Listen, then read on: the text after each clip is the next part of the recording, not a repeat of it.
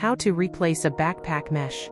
Mesh fabric is used in many items, and because of its thin composition it can easily break. We may feel inclined to throw away an entire item because of tears in the mesh. To avoid unnecessary excessive waste, use this tutorial to learn how to replace the damaged mesh on a backpack. Use scissors to cut the entire piece of mesh, if you can, without cutting the elastic.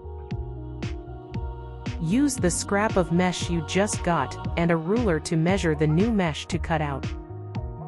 Add a centimeter of margin on each side to the size of the mesh. For sewing, thread the sewing needle, leaving a long thread to work with.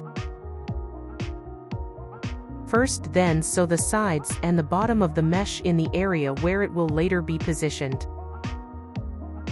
Once you have finished sewing all the sides, knot the thread 3 or 4 times and cut off the excess. Use any object such as a bottle to test the strength of the new mesh. Lift the backpack to see if the object does not slip out, and if the stitches hold. Check that you have not left any holes that may have been missed during sewing if any system stitches are missing.